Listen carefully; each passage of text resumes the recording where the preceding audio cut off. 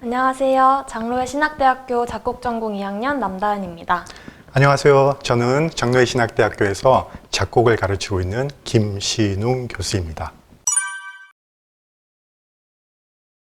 하나님께서 우리 인간에게 주신 많은 선물이 있는데 그 중에 하나가 음악을 만들어내는 일입니다. 음의 질서를 부여하여 음악을 만들어내는 일, 그것이 작곡이라고 할 수가 있을 것 같아요. 음의 질서를 부여한다는 표현이 되게 멋있는 것 같은데요, 교수님. 저도 이제 작곡 전공 2학년으로서 작곡에 대해서 조금 공부를 해봤는데 배울 때는 그렇구나 하고 이해가 되던 것들이 막상 곡을 쓰려니까 어디서부터 어떻게 시작해야 할지 모르겠어서 막막한 부분이 좀 있는 것 같아요. 놀라운 것은 사람마다 모습이 다 다르고 목소리가 다 다른 것처럼 생각하는 것이 다 달라요. 백인백색이라고 하잖아요. 고유한 자신의 판타지를 만들어내는 것, 이것이 작곡인데 작곡이란 그래서 자신의 판타지를 악보에 적어내는 것이다 라고 표현을 할 수 있을 것 같네요. 우리 학교에는 각 학년에 걸맞는 작곡법 수업이 있습니다. 1학년에는 기초작곡법, 그리고 성악합창작곡법이 있고요. 2학년에는 고전소나타 작곡법, 인벤션 후가 작곡법이 있어요. 그리고 3학년에는 근대음악 작곡법, 현대음악 작곡법 수업이 있고, 그리고 4학년에는 기악편성 작곡법, 그리고 전자음악 작곡법이 있는데 각각의 수업들이 독특한 면이 있는데요.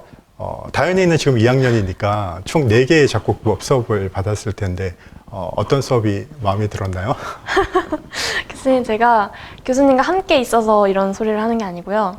교수님과 함께 했던 고전 소나타 작곡법 수업과 인벤션 푸가 작곡법 수업이 정말 기억에 많이 남습니다.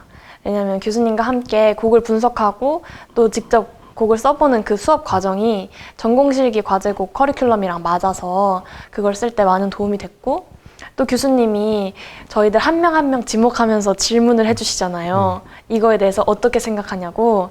그때마다 제 심장이 막 이렇게 떨리는데 근데 그렇지만 그 과정을 통해서 곡을 더 잘 이해하고 깊게 배울 수 있는 시간인 것 같습니다. 지금 얘기를 했지만 한 가지를 예를 든다면 고전 소나타 작곡법, 한 학기 내내 소나타만 배우잖아요. 네, 맞아요. 예, 그래서 한 학기 내내 소나타를 배우고 또 그것을 실질적으로 실기 과제곡으로 쓰고 그러니까 소나타라고 하는 것이 내 마음에 내 몸에 금방 체득이 되는 것이 아닌가, 이해가 되는 것이 아닌가, 그런 생각을 해보는데 어땠어요?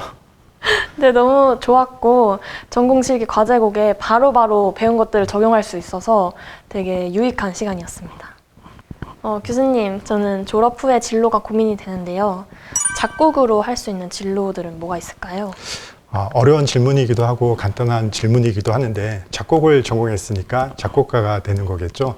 그리고 교회음악 작곡을 공부했으니까 교회음악 작곡가가 되는 걸 거예요. 다현이는 왜 작곡을 선택하게 됐죠? 네, 저는 사실 음악 치료 쪽에 비전이 있어서 음악에 대해서 더 깊게 공부하기 위해서 우선 작곡가로 진학을 했습니다. 두 가지 측면으로 생각을 해볼 수가 있을 것 같은데 교회에서의 활동 영역과 교회 밖에서 활동 영역을 생각을 해볼 수가 있을 것 같아요. 교회 안에서는 지휘자, 작곡가, 또 음악 사역자, 또 신학대학원으로 진학을 한다면 음악 목회자, 또 해외에서 선교사로 활동하고 있는 경우를 생각을 해볼 수가 있을 것 같고, 교회 밖이라고 하면은 요즘에 많은 단체에서 전임 작곡가를 찾고 있습니다. 시립합창단이나 오케스트라, 그리고 음악 출판사에서 전임 작곡가를 찾고 있는 경우가 많이 있고요. 작곡 전공이 또 악보와 친숙하다 보니까 시립예술단체의 악보계에서 활동을 하고 있는 졸업생들도 있어요. 그리고 교수의 꿈을 가지고 교수로 활동하고 있는 졸업생들, 그리고 음악 교사, 그리고 음악 관련 직업을 가지고 있는 전문 기자, 음악 기획 담당, 많은 영역에서 활동을 하고 있는데 작곡이라고 하는 것이 생각을 해보면 음악을 분명하게 그리고 논리적으로 넓게 생각하는 훈련을 받는 전공이잖아요. 그래서 이런 넓은 음악의 영역에서 활동하는 것이 가능한 것이 아닌가, 그런 생각을 해보게 됩니다. 우리 학교 입시를 위해서는 피아노, 화성악, 작곡, 실기 이 세 가지를 치러야지 되는데 다현이도 지금 입시를 치르고 우리 학교에 들어왔을 텐데요. 어떠한 시험이 인상적이었나요? 저는 세 가지 시험 다 치렀지만 그중에서 화성학 문제 풀 때 좀 다르다는 점을 많이 느꼈습니다. 우리 학교는 다른 학교와는 다르게 화성 문제가 진짜 곡처럼 나오잖아요. 교수님께서 출제하신 문제죠. 네, 그래서 단순히 화성 진행만 생각하는 게 아니라 전반적인 음악의 형식이나 흐름, 그리고 선율을 어떻게 음악적으로 풀어야 하고 어디서 어떻게 임팩트를 줘야 하는지 다양한 것들을 한꺼번에 고려해야 해서 좀 놀라웠습니다. 입시를 위한 간단한 팁을 알려준다라고 하면은 두 가지를 생각을 해볼 수가 있을 것 같아요. 음악은 시간 예술이기 때문에 음악적으로 그냥 곡을 쓰는 거예요. 물론 이것이 당연하다라고 생각을 할 수도 있겠지만 많은 학생들이 곡을 또 화려하게 쓰려고 또 하거든요. 그런데 음악은 또 악보를 보게 되면 악보는 정지된 상태에서 보게 되는 거잖아요. 그래서 음악을 얼마나 테크닉적으로 잘 그려낼 수 있는가, 이 점도 물론 중요하게 고려를 합니다. 작곡 입시를 공부하고 있는 학생들이 이 영상을 본다면 우리 학교뿐만이 아니라 어느 학교 작곡가라든지 자신의 음악 성향을 악보에 잘 표현을 할 수만 있다면 그것이 최고의 작곡 입시가 아닐까 그런 생각을 해보는데요. 가장 중요한 것은 오랜 시간 깊이 훈련하는, 깊이 생각하는 훈련을 많이 한 학생의 작품이 좋다라고 하는 겁니다.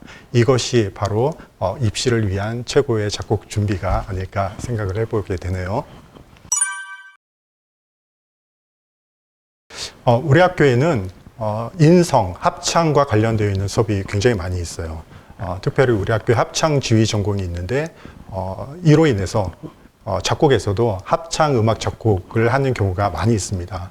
합창 음악을 작곡을 해서 합창 연주할 수 있는 기회가 많이 있고요. 그리고 우리 학교 채플실에는 파이프 오르간이 설치되어 있어요. 그래서 오르간 곡을 쓸 경우에 파이프 오르간으로 멋진 오르간 소리를 들어볼 수 있다는 것. 그리고 작곡 발표를 위해서 창작곡 연주 수업이라고 하는 것이 있어요. 연주자들이 이 수업을 신청하게 되면, 그리고 창작곡 연주를 하게 되면 학점으로 인정을 받게 되는 것입니다.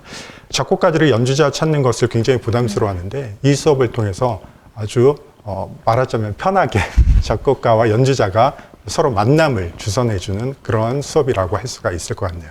네, 저는 개인적으로는 학교에 입학해서 들어왔을 때 우리 학교 전체가 뭔가 커다란 하나의 교회 공동체다, 이런 느낌을 많이 받았거든요. 저는 코로나 학번이라고 불리는 20학번이라서 자세히는 모르지만 선배님들 말씀을 들어보면 매일매일 채플 시간이 끝나면 이렇게 다 같이 식당가로 내려가서 식사를 했다고 들었거든요. 그래서 그런 부분이 되게 식구 같고 거기서 나오는 따뜻함이 있다고 생각했어요. 그리고 이번 학기만 해도 제가 스승의 날 때 친구들이랑 교수님을 쫄라서 교수님 밥 사주세요 이렇게 한 다음에 교수님이 밥 사주시고 수업 땡땡이 치고 학교 투어하고 이런 것들이 너무너무 즐겁고 재밌었거든요.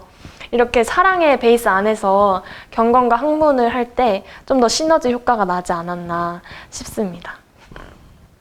한국의 교회 음악을 이끌고 있는 장로회신학대학교 교회음악학과, 특히 작곡을 전공하고 싶은 여러분들의 많은 지원 바랍니다.